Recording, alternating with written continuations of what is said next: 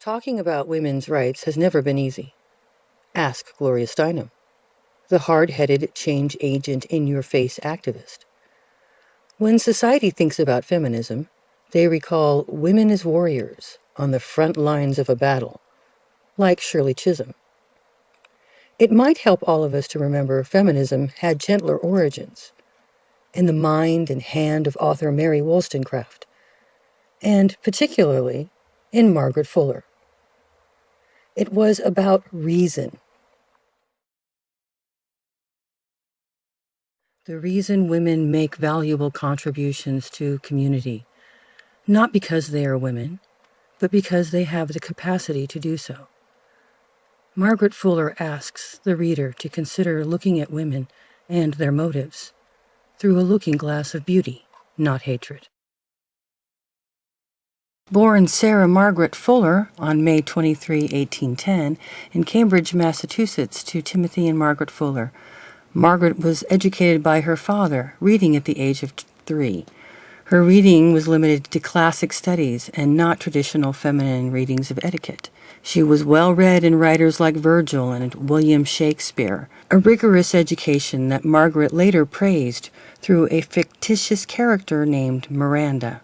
Later, her family moved from Cambridge to Groton, where, at the encouragement of family members, she tried attending schools for young ladies. She left after 2 years, concluding she was not intellectually and socially the average young lady of her day. As a young woman, Margaret had to put her own ambitions aside in 1836 upon the death of her father. To provide for her siblings and sick mother, Margaret worked as a teacher, starting at Bronson Alcott's Temple School. She learned a style of teaching through dialogue, which she developed into her own conversations, classes for women to improve their lack of education.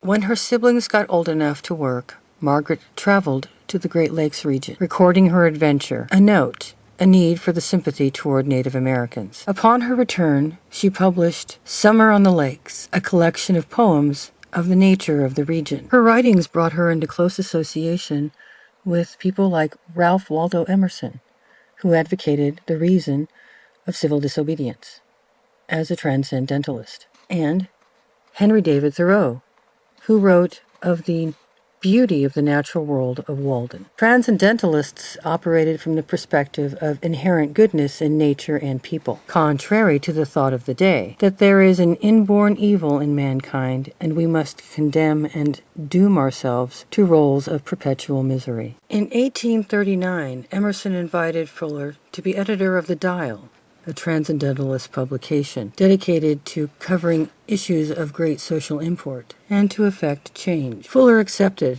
and worked at The Dial until 1844, when her health became ill and the subscription rate was failing. It was in The Dial that Margaret Fuller published her first discourse of women's rights in society. Published 1843, The Great Lawsuit, Man versus Man, Woman versus Woman, an argument that calls people to change the way they think about the roles ascribed to men and women. In 1845, an expanded Great Lawsuit was published as a book entitled Woman in the 19th Century.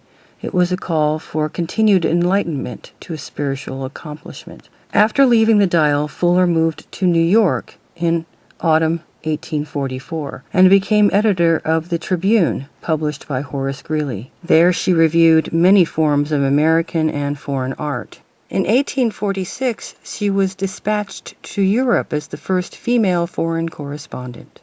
In England, she encountered writer-philosopher Thomas Carlyle. Fuller was disappointed by Carlyle and George Sand, who did not think women were ready for voting or political life, and for turning a cold shoulder to Giuseppe Mazzini, who was wanting to establish a Roman Republic in Italy. It was through Mazzini that Fuller met Giovanni Angelo Ossoli. Margaret and Giovanni were involved as an unmarried couple, and Margaret gave birth to Angelo in September 1848.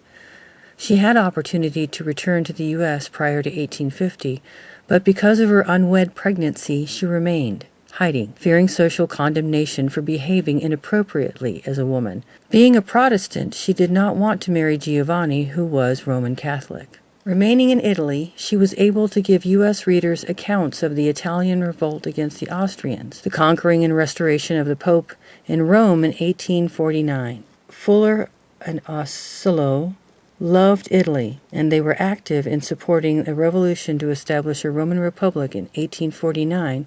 Fuller volunteered in a hospital while Giovanni fought for the cause. Fuller's marriage to Osoli was left unclear, except in a letter Fuller wrote to her mother.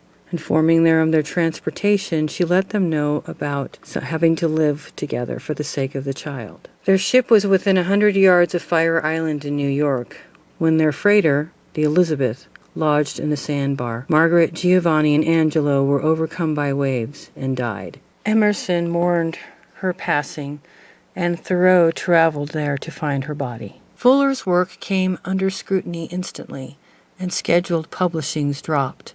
Although her status at that time became obscure, Margaret Fuller has been generally regarded in history as the most influential feminist writer of the time. Many monuments have been built to recognize Margaret Fuller's work, but there are no greater monuments than the courageous individuals who have carried forward the campaign for voting, political, and equal rights for women.